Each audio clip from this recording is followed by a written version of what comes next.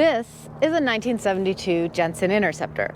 Well, this is what we took out of a 1972 Jensen Interceptor. This is what's left.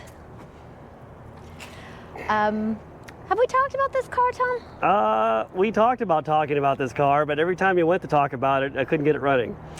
How mysterious. This is a known, reliable runner. Here, let me showcase the source of those difficulties right there. All right, we've never done any videos on this, which means that we need to introduce it completely to you. So first of all, look at it. Look at it without me in the way of it, because that is a fine looking machine. Give everybody the once over. The impossibly large back window. So Alana, how did we wind up with this magnificent machine from across the pond?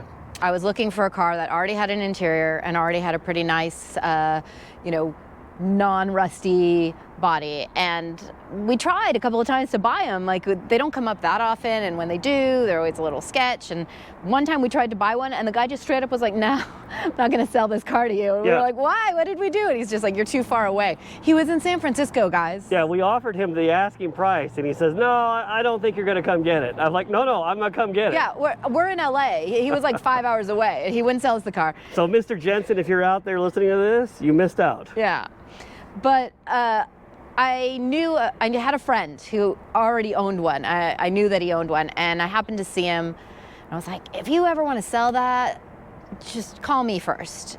And he was like, yeah, I'm not going to sell it. And then a year later, he was like, I might sell it. I might get something else. It's not unreliable enough for me. His cars are even, he has even a lot of wilder, nice even wilder than our cars. So and also, I want to pause on him for a minute. His name is Dom, by the way. Hi, Dom. And I'm so glad that he did the mechanical work that he did on this car, because it saves me having to do that. And even though I did change the wiring in it, which, wiring is old, especially Lucas wiring, he had already fixed all the drivability problems and the oil leak problems and anything else. Big radiator, Anyway, thanks for that, Dom. So Dom calls me. He's like, "I'm thinking about listing it." I was like, "Cool, what do you want?" He gave me a price. I sent him the money. He sent me a Jensen. So that is how we got this car. Jensen, by the way, this is not an original red car. It used to be yellow. I don't know how the Jensen purists will feel about us representing a Actually, Jensen I can talk to that a little bit, because I've done a lot of Jensen restoration research, and there's sort of there was a guy in Australia who really did all the research into Jensen. Richard Carver. He wrote an amazing series of books.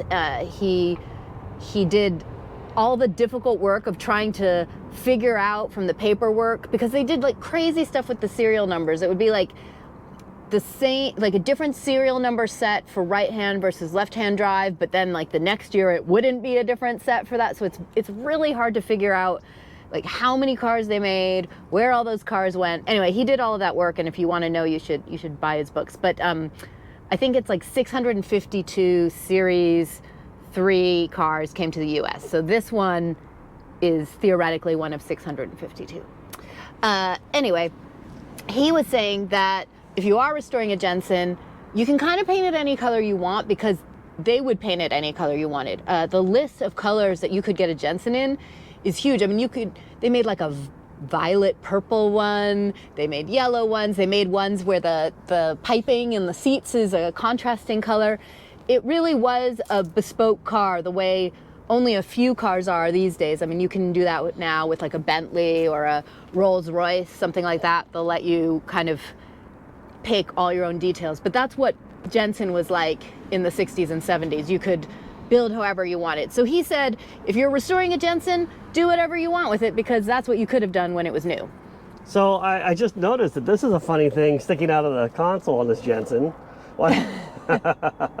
It looks like it's a manual shifter in a Jensen Interceptor, Ilana. It is, and it's also a manual shifter in a Series 3 Jensen Interceptor, which I do not believe they made any of. That is correct. All these cars were torque flight automatics, except for a handful of Series 1s that were manuals. I think 12. 12 cars. So yeah. There's 12 dedicated enthusiasts out there with a stick-shifted Interceptor. And those were Chrysler stick shifts, right? Yeah, probably.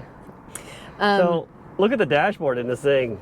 It's like, I don't know how to describe it. It's like over the top with its styling. And this is the toned down one because the Series 1 dashboard is even crazier. Like all of this is like switchboard. It looks like an airplane. I got to come over to your side because all the gauges are tilted towards the driver. It is a driver-centric cockpit. There is no reason for a passenger to monitor gauges here. And so I had this entire dashboard out and apart when I did the wiring in this thing. A couple of times. Yeah, the dashboard is, it's a big job. Well, I think, we haven't done, you know what? Let's open the hood. No, you haven't shown them the back seats, which are very stylish. I covered that in detail.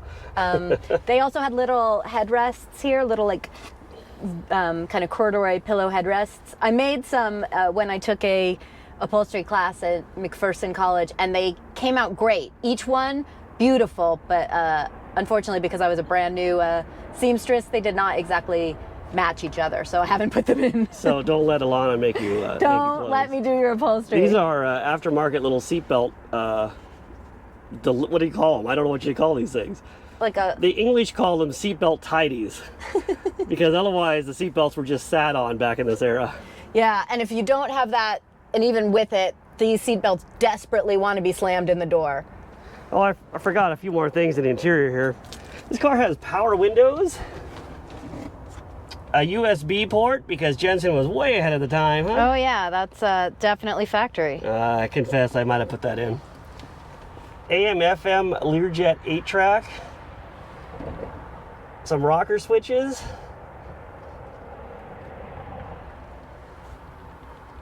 Oh, and it is the Il Drago Rosso. Red Dragon. That's my best Italian impersonation. Oh yeah, it was great.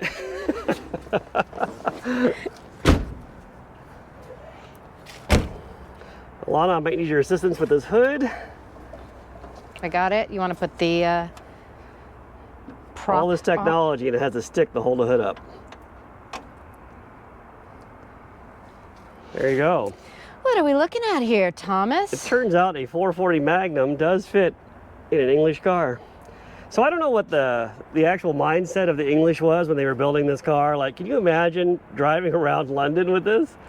I'm sure they were paying probably $3 a gallon back then when we were paying like 30 cents a gallon. And so if you drove into London with a 440 Magnum, you had to be somebody of means to own this car. These were very popular celebrity cars. A lot of musicians had them, like Ginger Baker, John Bonham, Johnny Guerin, actors and actresses. Royalty, possibly, everyone. No, it didn't. For sure, royalty didn't. I believe Prince Charles had one. Now King Charles. King Charles. Yeah. A lot of famous people, because once these made it here, well, at least in the American world, once the Americans started seeing them, they're like, "What is that car? I've got to get one." And I'll tell you, even today, in 2024, when we drive this thing around, people are like, "What is that?" Every once in a while someone knows, and they are very excited to see it on the road again. Yeah. Mostly people, I think it's like a Ferrari or something. Like they, not that it looks like a Ferrari, but it's Ferrari colored. So let's fire it up so they can hear what the English motor car sounds like. By the way, this is not a sports car. These cars are luxury touring cars. It's a GT. It's a Grand Tourer. Yep. I think we should take it out of gear so it doesn't drive off on us. Yeah, it'll run over all your wiring. The tachometer works. Look at how it starts, just one turn of the key. It was like that. We got it like that. It's never given us any trouble at all. It's actually been pretty good. So someone's rebuilt this engine. It has Edelbrock heads on it and a Holley carburetor and a little bit of a cam. It sounds really cool, actually. And I don't know how well the mic is going to pick that up. Here, I'll give you a little rev.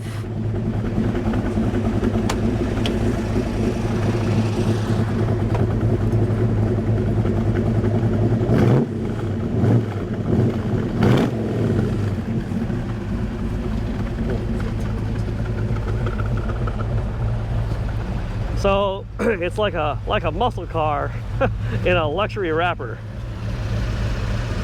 There's the fuse box.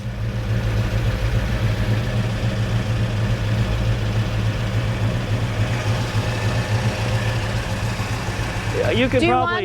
Do you want it off so we can show them around the engine bay a little better? You can probably turn it off before it turns itself off. I was just going to say that when we rewired this car, I wanted to keep it proper, so I put Lucas wiring back into it. I didn't put a street rod wiring kit in or something like that. Let's talk a little bit about what's the same and what's different on the engine compared to, say, if we pop the hood on your Charger or my Challenger or something like that. I mean, obviously the valve covers, it's got special Jensen valve covers. Yeah, the engines are almost identical to a 440 Magnum or a 383 Magnum for that matter. They have different exhaust manifolds. The Jensen utilizes the center outlet like a truck style exhaust manifold. Because of the chassis in this car, the high performance manifolds don't fit that like Chrysler would have had in the Charger. And it's set further back in the car. Oh yeah, that's a good point. So the handling of this thing is pretty phenomenal for a 1972 car, wouldn't you say? I mean, yeah. And if you look, the entire 700-pound 440 is behind the front axle. I don't know if you guys can see the control arm there, but so it makes it very neutrally balanced, not nose heavy, and the car has four-wheel disc brakes, and it handles really well. Rack and pinion steering also on this one. Yeah, it's not. It's definitely not a American muscle car with a different body on it. Like literally, it has its own chassis, it has its own suspension setup, and it feels quite different than driving, you know, the Challenger or the Charger. Yeah, that's a fact. It's an extremely rigid car. The actual chassis in this car is from Jensen's earlier car, the CV8, which had a fiberglass body. So imagine that rigid of a chassis, then combined with the steel body of the Interceptor, you wind up with like a double rigid car. If you want to know more about the CV8, you can go to Jay Leno's garage because he has one and he's very fond of it. Yeah, for some reason he likes that better than an Interceptor, but you know, it's a face only a mother can love. All right, I think we should take it out for a drive. Let me pick up the Lucas wiring and put it back in the trunk. I mean, it's just going to drop all of that out of the car as we drive anyway, so.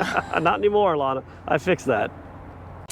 So we are sophisticated now. There's none of that key and some schlubby lock in the back. This is a keyless entry.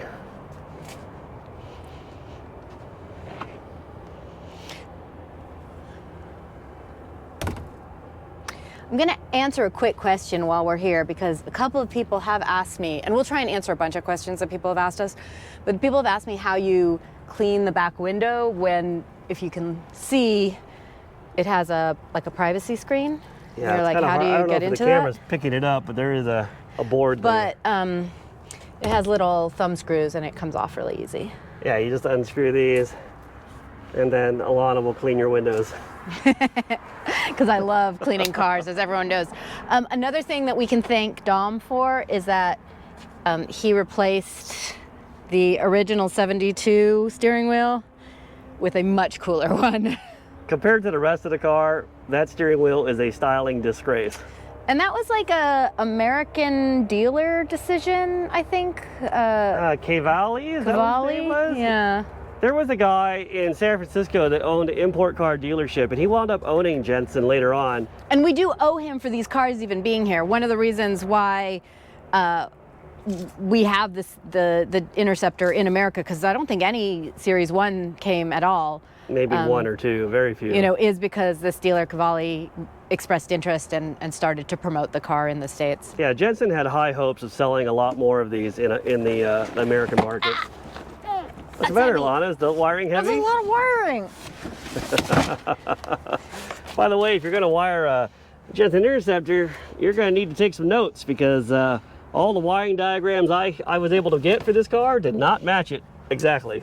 And my own little joke here, the notebook that Tom's using, the lemon. I didn't even realize that. That's very mean of you. I love this car. All right. Yeah. I think that's probably, let's go for a drive. Let's go for a drive. I think we might need to get gas.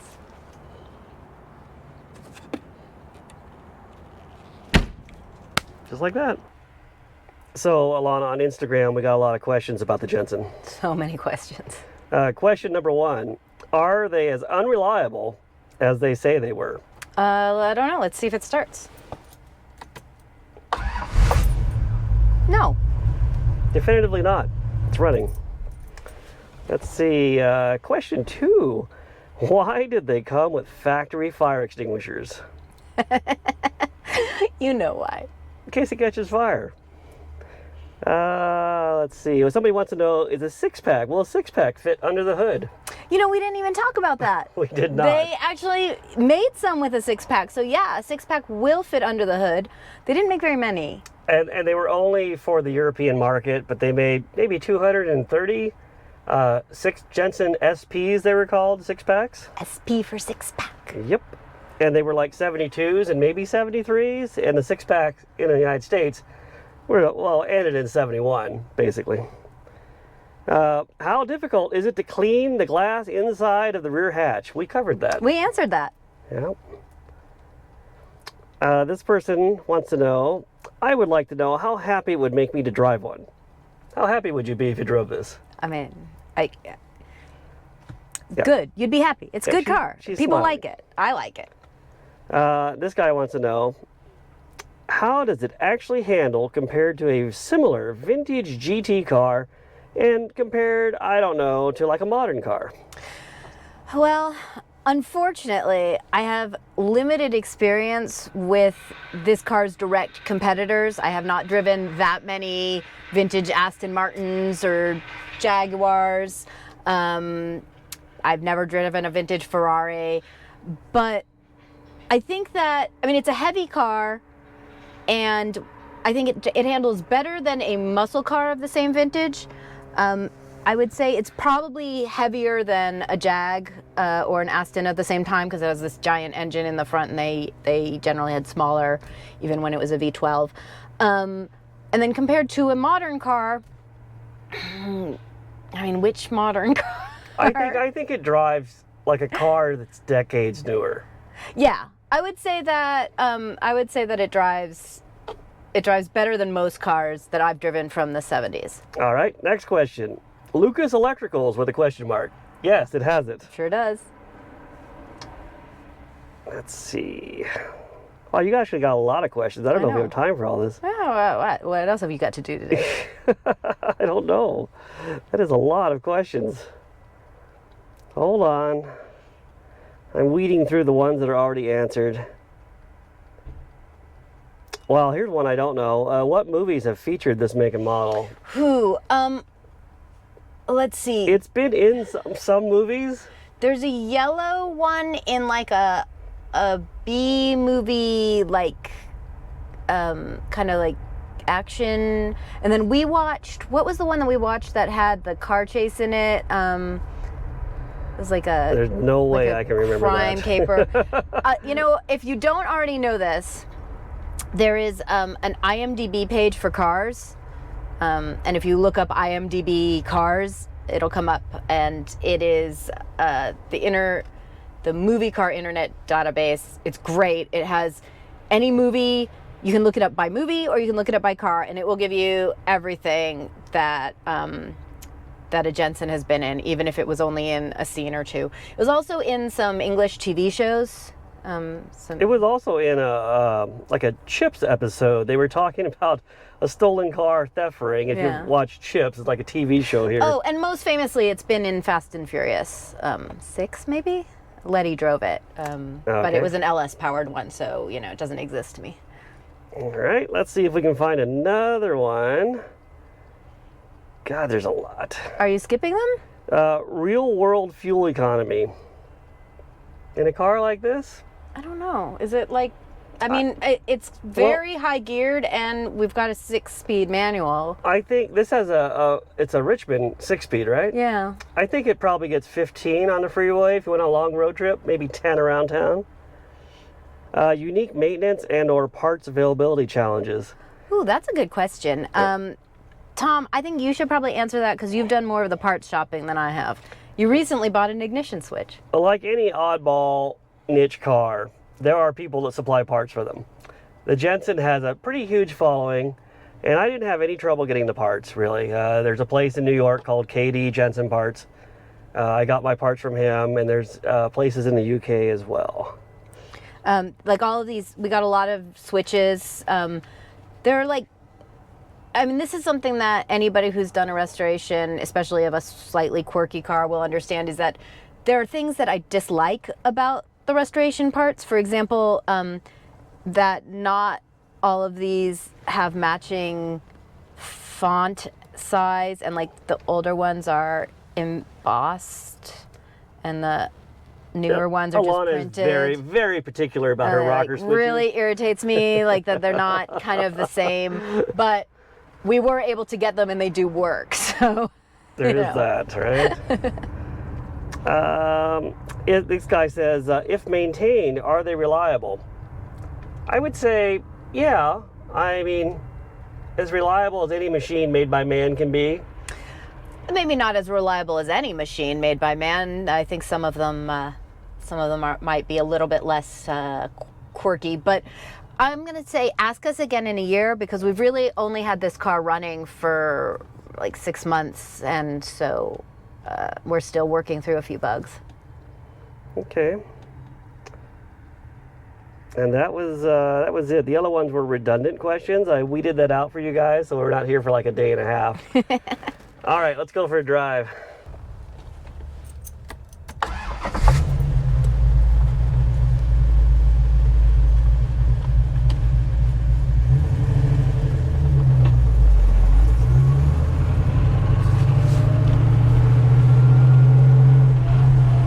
It's funny driving this car with a stick shift, isn't it? I mean, that was really the selling point for this particular car, was that somebody had already done the work of doing the swap, you know?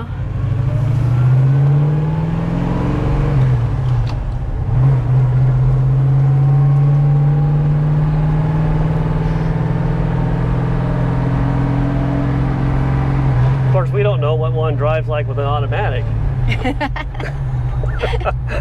We just think they're all like this. I mean, I imagine it's slightly less work with an automatic. This particular Richmond swap is a very stiff clutch and a pretty stiff shifter as well. Yeah, I have no idea how they came up with the pedal box and all that to put the clutch pedal in, or what it was sourced from. But I don't know if they got the leverage quite right, because it is a little hard to push the clutch pedal down. I mean, I imagine it's a little bit easier if you aren't sort of sitting quite as far forward as I am. Alana only has one driving speed, fast.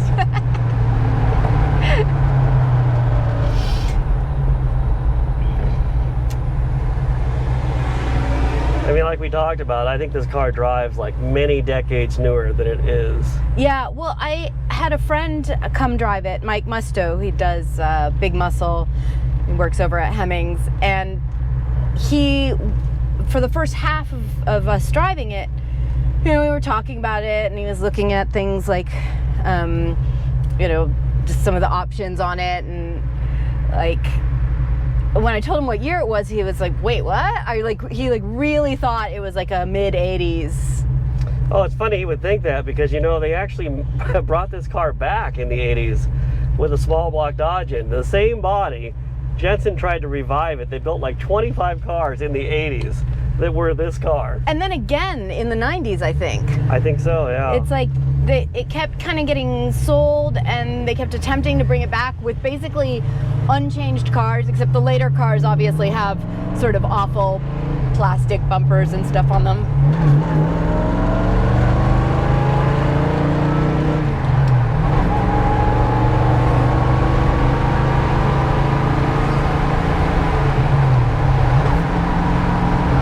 The top speed in this car is probably unlimited with that 6-speed. I think you could get to 60 in first gear without any shift at all. So yeah, I don't even know what you could get to in 6th gear. Yeah, it would be frightening, I think. It would be limited purely by your bravery. Although I will say that this car is very stable and very quiet at speed. Like right now the window's down, I mean, maybe you're like, there's so much wind noise, but to me, it doesn't seem like there's very much wind noise. And when I've driven this car on the freeway with the window down, it's just not, it's fine. It's like a perfect GT car. In fact, it has so little like wind buffeting coming in that if you drive it in the summer with the window down, you're like, I could use a little more breeze. Actually, it's a little hot in here.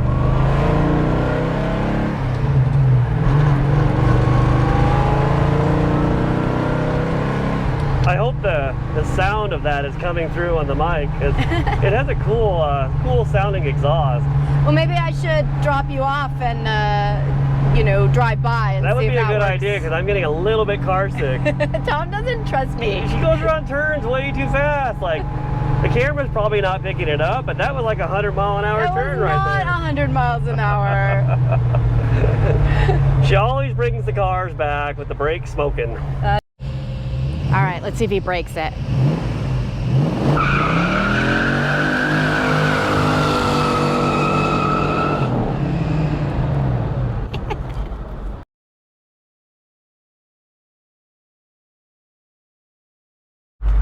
Now we need to go to the gas station because we burned all our gas. How? I think that commenter was right. The economy's not that good.